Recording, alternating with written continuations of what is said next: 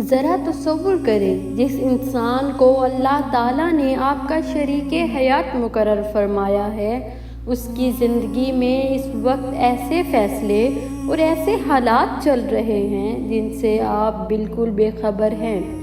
حدیث مبارکہ ہمیں بتاتی ہے کہ روحوں کے درمیان ایک ایسا تعلق موجود ہے جو ہماری آنکھوں سے پوشیدہ ہے۔ ممکن ہے اسی لمحے آپ کے مقدر میں لکھے گئے ہم سفر کے لیے بھی اللہ تعالیٰ اپنی حکمت کے مطابق ایسے معاملات عطا فرما رہا ہو جن کا اثر مستقبل میں آپ دونوں کی زندگی میں پڑنے والا ہو۔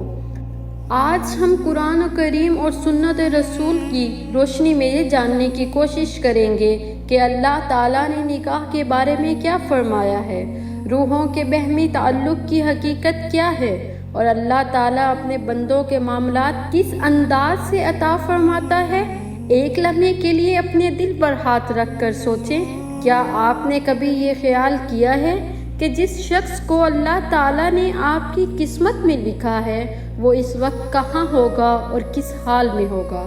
آج آپ 3 اہم حقیقتوں سے آگاہ ہوں گے۔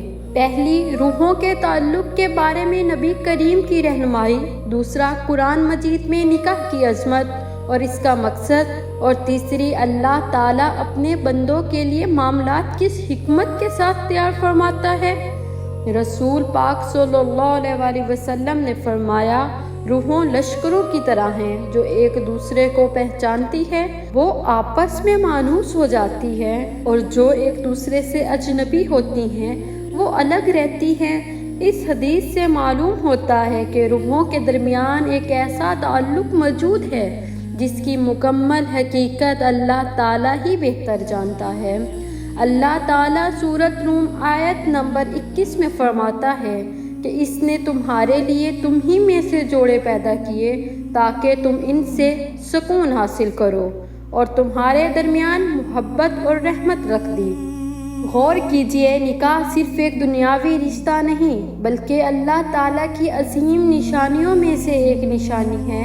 حقیقی محبت، سکون اور رحمت اللہ تعالیٰ کی عطا ہوتی ہے۔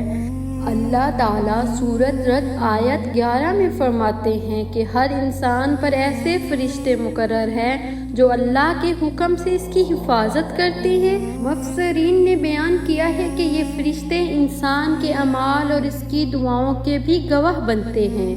اگر آپ اپنے مستقبل کے لیے یا ایک نیک شریک حیات کے لیے دعا کرتے ہیں تو اللہ تعالیٰ ہر دعا کو سنتا ہے اور اپنی حکمت کے مطابق قبول فرماتا ہے۔ سورہ حجر آیت نمبر 21 میں اللہ تعالیٰ فرماتے ہیں کہ ہر چیز کے خزانے اسی کے پاس ہیں، اور وہ ہر چیز کو ایک مقرر وقت اور انداز کے ساتھ نازل فرماتا ہے۔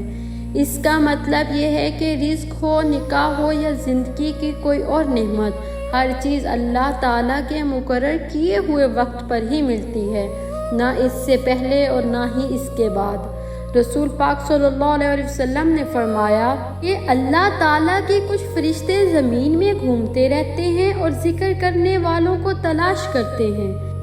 جب وہ ایسی مجلس پاتے ہیں تو اپنے پروں سے اسے گھیر لیتے ہیں۔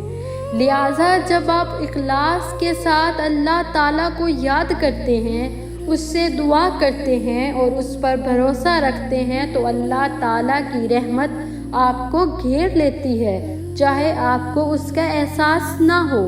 یاد رکھیں، اگر اللہ تعالیٰ نے آپ کے لیے کسی نیک شریک حیات کو مقرر کیا ہے تو وہ بھی اللہ کی حفاظت اور اس کی تدبیر کے تحت ہے، اور مناسب وقت آنے پر اللہ تعالیٰ اپنی حکمت کے مطابق آپ دونوں کو ملا دے گا۔